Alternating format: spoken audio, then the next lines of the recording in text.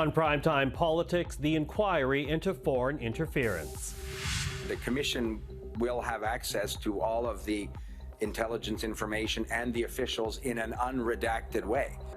The Public Safety Minister is promising to share secret documents, but how much will the public actually get to see and hear? And will the inquiry succeed where the work of the independent rapporteur did not? Also, we have to get this right. This is extremely challenging. Why push back medically assisted death for mental illness when some senators say there is a path forward? We'll speak to our weekly journalist panel. And pulling funding from UNRWA. What will it take to restore confidence in the aid agency that helps Palestinians in Gaza? We'll speak with Canada's UN Ambassador Bob Rae. This is PrimeTime Politics. Hello, everyone. I'm Michael Serapio. The public inquiry examining allegations of foreign meddling in Canada's 2019 and 2021 federal elections heard from its first cabinet minister on Friday. The public safety minister telling the Hague Commission that while it will have access to witnesses and unredacted versions of relevant documents, not everything will be made public. At issue, says Dominic LeBlanc, is the fine line the government must walk between transparency and protecting classified information. We do absolutely accept the need to maximize public understanding of these issues. That is one of the best ways to detect and disrupt attempts to interfere in electoral processes.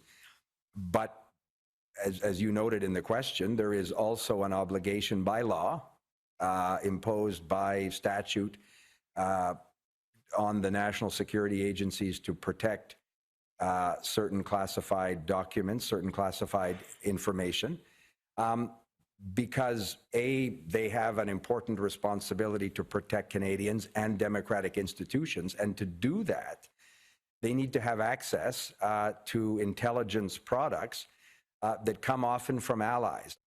Well, to talk about the foreign interference inquiry and the other stories of this week, we're now joined by our journalist panel. Tonda MacCharles is the Ottawa Bureau Chief for the Toronto Star, Joël-Denis Bellavance, the Ottawa Bureau Chief for La Presse, and Robert Fife is the Ottawa Bureau Chief for the Globe and Mail. Thank you to the three of you for being here. Thanks for having us. So, nice seeing you too. Let's begin here with the Hague Commission, because as we know, eventually it's going to be looking into the 2019-2021 election, the allegations of foreign meddling from countries allegedly like China, India, as well as Russia. But this first week was really about sorting out what we're going to hear, a bit of the parameters of what will take place when it really gets into the nitty-gritty of all of this. Given what we did here, how transparent do you think this commission's actually going to be for the Canadian public? I think that's a work in progress. That's what remains to be seen. It's the big question, isn't it? I mean, the whole point of the commission is to shed some light on a problem and to reveal to the Canadian public what interference took place in the last couple of elections and how the scope of the problem. And given the signals we're getting about how much secrecy still has to shroud all those documents, you know, it's an open question. I think the proof will be when we see what can come forward in unredacted form.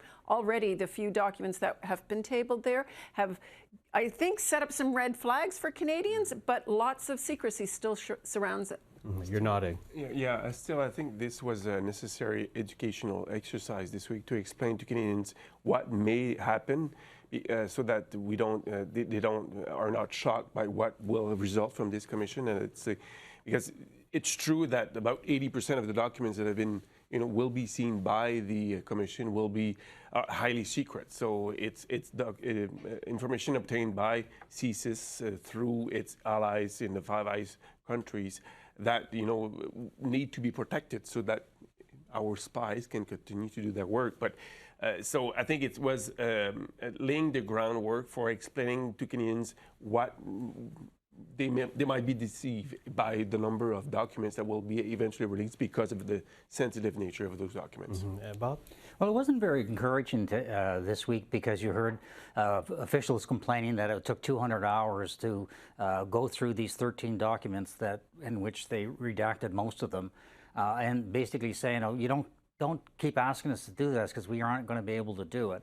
Fortunately, the public safety minister said today that the government will honor whatever the commissioner wants in terms of trying to get redacted documents out to the public. But I think the most likely thing you're going to get is summaries of what the testimony is, and that itself is going to have to be worked out with government officials, even the summaries. So I'm very concerned that we may not get at the heart of a lot of the foreign interference. The participants who have granted standing, we had very powerful arguments at the end of the Commission's hearings on Friday, making the case that this is a public inquiry. The best way to deal with foreign interference is sunlight and transparency, and you must get as much information out to the public as possible, and be very, very careful, Commissioner Hogue, that you aren't getting snowed by the politicians who don't, or security officials who don't want to, are covering up how they mishandled things. For example, the case of why wasn't Michael Chung, the Conservative MP, notified in 2021 election campaign that he was being targeted by China? Wasn't Aaron O'Toole, then the official opposition leader, why wasn't he told? Why wasn't NDP MP Jenny Kwan not told about that? So this is really, really important. And also in the case of Han Dong, I think his lawyer made a good argument today as well, that David Johnson said the accusations that Global News had made against him were false, and he wants to make sure that his reputation can be cleared up in this inquiry, and that seems to be a fair point as well. I just want to say, though, I think it's incumbent on all of us watching to be clear that it's hard at this point to say we're not going to get at the heart of this issue, because while a lot of the documents may not be made public, one thing that we all know from this week's testimony is that the Commission itself, the judge and all her counsel, all her lawyers, are going to have access to the completely unredacted version of all of those documents. The question of transparency goes to, I think, a bit of restoring public confidence in the system, but it doesn't necessarily go to the question of whether this judge and her team can get to the heart of the issue. What might go to that is whether or not they get evidence brought forward from diaspora groups, Canadians who've been the target and victims of foreign interference, who are right now concerned that they may not have enough protection to come forward publicly and speak to that issue. Well, to that, and there are already early problems, right? In the papers, you were noting it. I was reading your article earlier this week, Bob. For example, the Uyghur group has pulled out of this commission. The Conservative Party has their questions, which leads me to wonder whether or not this inquiry will satisfy Canadians in a way that David Johnston, as the special rapporteur, did not. I mean, that's the point, isn't it? I mean, it depends, I think, on to what extent the judge herself feels she's been able to get to the heart of it. Yeah, and that's exactly what they were saying today. The people at grandstanding that Mr. Johnson lacked credibility. The public didn't trust the results of that. And that's why this public inquiry is really important, that she can have the trust of the public that she's going to release as much information as she can, or certainly to assure the public. I mean, look, she's a judge, she's nonpartisan. I mean, we have to have faith that she's going to get to the bottom of this. One of the other obstacles is the tight deadline under which that commission is working. I mean, produce a report, a full report on what did possibly China, India, and Russia, a report that should be tabled on May the 3rd is a very, very tight deadline. And the final report, that's the interim report, but the final report at the end of December, that's another tight deadline. And I think the Commission, and also I think the government, is working with the option, in the optics that there's a federal election that will probably take place in 2025, and if there needs to be new measures adopted by the government to protect our democracy against foreign influence, it needs to be in place before the next federal election. Yeah, of course. So watching that one closely. But listen, I also want to move into some other topics covered this past week, beginning with medically assisted death for mental illness, because we know that the government started the week saying they're going to push it back. They ended up pushing it back to 2027, many years from now. Although the dissenting opinion from a group of senators said, the federal government could have just change the criminal code, move the ball a little bit further down the field while provinces and other jurisdictions caught up.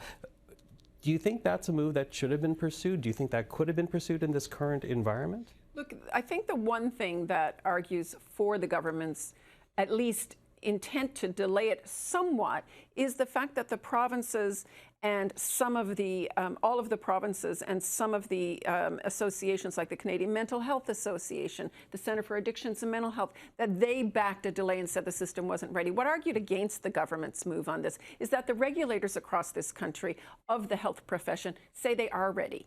And, you know, the senator's point was that this committee wasn't looking at the whole medical system, whether it's ready. It was looking at whether the federal government had done its work on setting national guidelines in several areas, and it had. So they've put it, though, down the road 3 years, which is an astonishing amount of time for the right to at least apply for medically assisted death for those who solely suffer from a mental illness, which is a right that courts in this country have said they have, that have interpreted the law and the rights under the Charter to mean that those people do have at least the right to apply and be assessed for that. And right now the government's put that off the table, which means like 3 years. That's a long time. And it gives time to people who are demanding that kind of access, time to go to the courts and seek a judgment that would force, again, the government to act. So that's a problem, could be problematic, because 3 years is enough time to contest this kind of decision by the federal government. But obviously the Liberal government wanted to push, or pelleter, as we say in French, punt, yes, after the next federal election, any controversial issues that may deal with ethical issues, and that's one of them, one of those issues. So a political move, you're seeing in that. Bob, what's your reaction to it? I think it's a total political move on their behalf. They don't want to fight an election campaign with, because it's a hard issue to understand for a lot of people. And they don't want Pierre Poilievre out there saying, you know, oh, they're going to, if you have mental problems, you can go and get somebody, your family members can, you know, have you medically assisted to die. I mean, that is like, that's a, and don't put it past them to do it. He would do it. So, and I think so from their point of view, it's a smart move. Let's just push this thing down the road, because we just don't need to fight a political issue over it like that. It's a very sensitive subject to begin with. I think it does ensure, though, that it is going to be the subject of political questions in a campaign where parties stand on it. So in actual fact, it doesn't delay the political conversation. The political conversation has been had at many levels in Parliament over the past several years. And you could also argue that basically lawmakers and politicians in Parliament are in the best position to make a social call like this than a judge on a court. So, and it's funny because, paradoxal, because the former Justice Minister, David Lametti, said before leaving that he thinks that we should go ahead with that.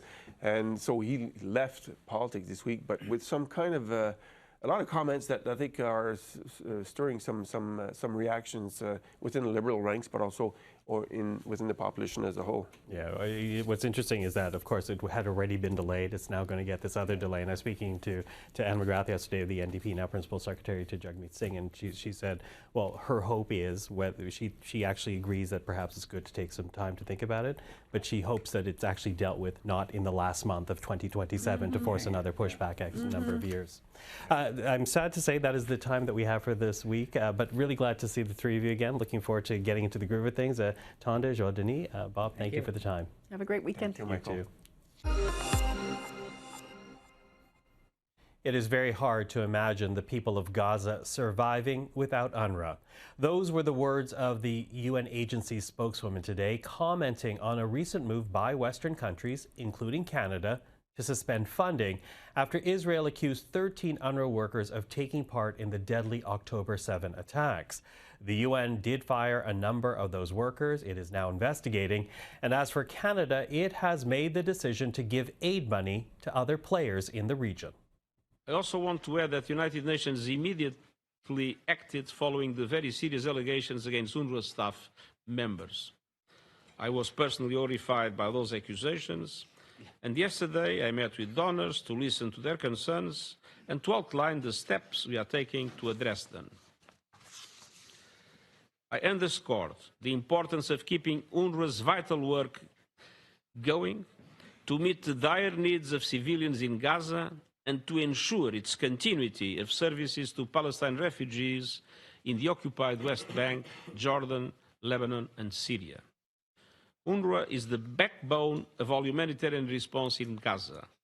We're very much encouraged by the United Nations oversight body launching this investigation. We're confident that they will conduct a thorough and transparent investigation.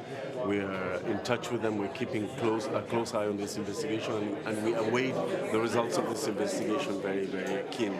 Because we value what UNRWA has done in the past in terms of providing much-needed humanitarian aid to Palestinians. Well, joining us now is Canada's ambassador to the United Nations, Bob Rae. Ambassador Rae, thank you for making the time. Thank you, Michael. Good to be with you again. So Canada has suspended its financial support for UNRWA. I'm wondering, what would you have to see, what would Canada have to see before that funding was restored? Well, that's a decision that won't be made by me. It'll be made by the government. But I think what we're looking for now is a response within 4 weeks from the group that's been asked by the Secretary General to do an independent investigation of what happened. We need to understand that the allegations against these individuals, and there may be others, are very, very serious. I mean, it's not something that one would expect to happen, to have people involved in a terrorist attack who are working for the United Nations. That's just goes well beyond the realm of what's acceptable. I think there's general agreement about that. Secretary General did not disagree with that. He insists that they've taken action against the individuals who've been named. But we want to find out more broadly what's happening. How could that have happened? And as I said, for us, it's within a relatively quick time, and we want that to be done within 4 weeks. And we've increased our humanitarian assistance to all the other agencies that are working in the area, and that we believe have the ability to get food and get assistance into where it needs to go. We will, together with a number of other countries, there are 14 other countries have also suspended their assistance. We will make a decision after we get the report as to what the next steps have to be. And I think that's a logical approach. I think it's sensible to wait for the facts. We took this decision quickly. We did not take it lightly. But I think it was important to indicate clearly to the UN that it's not just business as usual when we get word of these kinds of allegations. Mm-hmm. You know, I wonder if there could ever be confidence in the agency again. And I ask that in light of the Wall Street Journal report that says of the 12,000 Gazan employees in UNRWA, about 10%, and again, this is from the Wall Street Journal, they say have ties with either Hamas or Palestinian Islamic Jihad. Can there ever be a way of restoring confidence in the agency? Well, I don't, I mean, with great respect to any newspaper, I don't know what evidence they have to back that up. I think we all have to understand that UNRWA, together with every other agency that hires Palestinians and people working in the community, is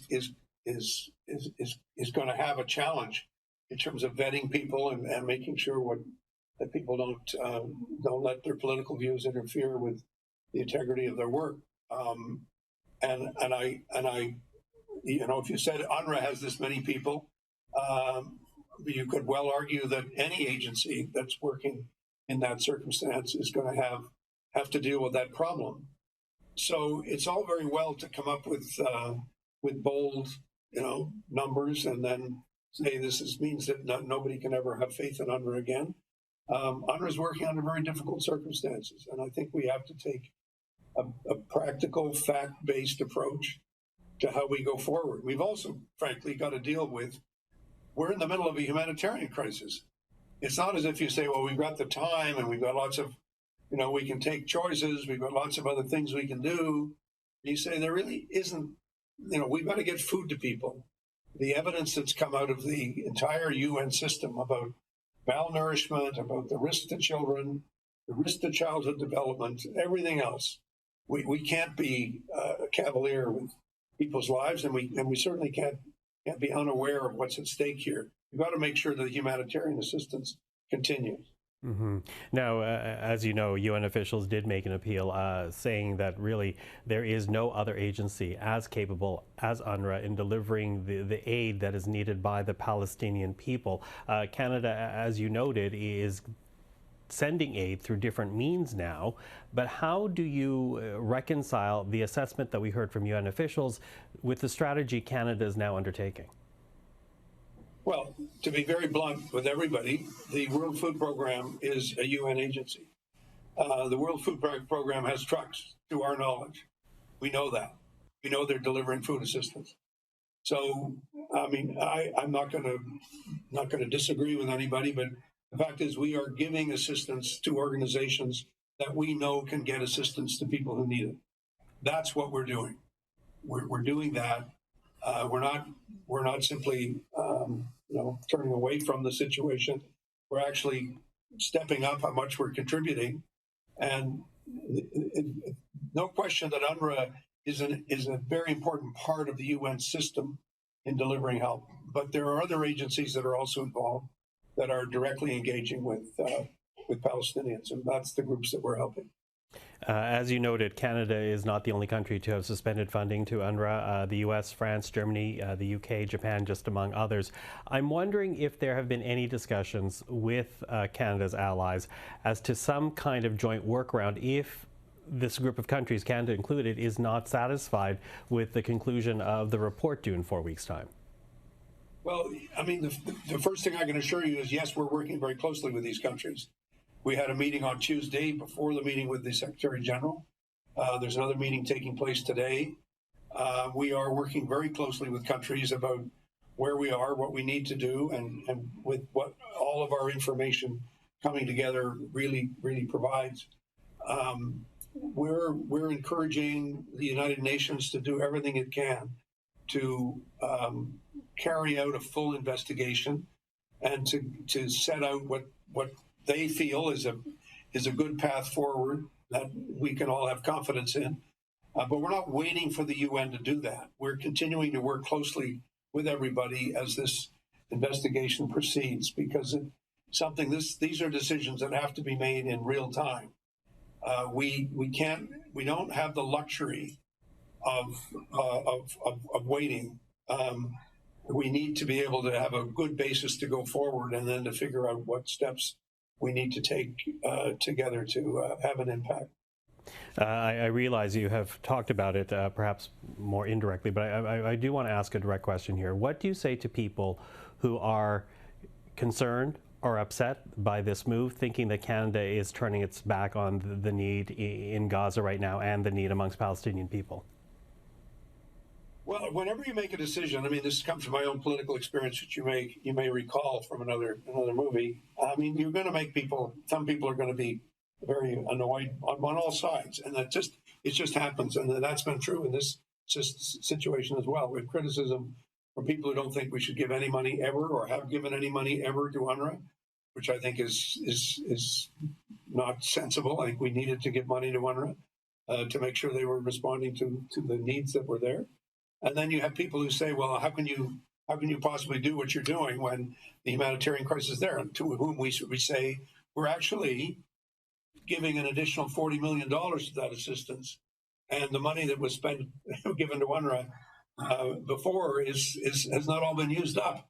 So we're not abandoning anybody. We are continuing to work hard at making sure that the assistance gets to the people who need it. But we also need to get an investigation to understand what is happening with UNRWA and how could this have happened on October 7th. We mustn't lose sight of that they're victims to October 7th as well. And the idea that the UN would have even in a very indirect way have been involved in that is not acceptable. And the Secretary General has said that to us. He agrees with that. So I think actually we are doing what we can to make sure we're getting the assistance in. And now, if we can get a ceasefire, which we're still working for and arguing for and pushing for, we can, I think, begin to get more assistance through the door, which is what's required to to deal with the imminent crisis in Gaza. Ambassador Bob Ray, I always appreciate the time. Thank you for this. Thank you, Mike. Appreciate it. Time now for a look at what happened in politics this week. The public inquiry on foreign interference has wrapped up its first week of testimony. It largely focused on administrative issues like transparency while protecting security. Today, the Public Safety Minister, Dominic LeBlanc, took the stand. I was struck when I became Minister of Public Safety the extent to which we're net importers of intelligence information. The federal government is providing $362 million to help shelter asylum seekers. On Thursday, Immigration Minister Mark Miller said Quebec would be getting $100 million. And on Friday, the Deputy Prime Minister, Chrystia Freeland, announced Toronto would be getting $162 million. And it means, critically, that more newcomers will have a safe and stable place to call home while they get settled in Canada. The Prime Minister is pushing back against Alberta Premier Danielle Smith and her new gender identity policies. If Premier Smith wants to fight someone, stand with us and fight for Canadians on lower grocery prices, on affordable fuel, on more housing, on fighting climate change. Fight with us to defend the rights of vulnerable Canadians. Don't fight against vulnerable LGBT youth. The changes include banning puberty blockers for people under 15 and prohibiting top or bottom surgery for people under 17. Children under 15 would need their parents' permission to use a different name or pronoun at school, and transgender women would not be allowed to compete in women's sports. Smith says she expects to table legislation making the changes official in the fall. And finally, the federal government tabled legislation to delay an expansion to Canada's medical assistance in dying laws. The expansion would allow people to access MAID where mental health is the sole underlying condition. While the deadline had been moved to March 17th of this year, the legislation now looks to come into effect sometime in 2027. Health Minister Mark Holland has said the delay is needed to ensure provinces and territories are ready for the changes. And that is Primetime Politics. I'm Michael Serapio. For everyone here at CPAC, thank you for watching. We'll see you again next time.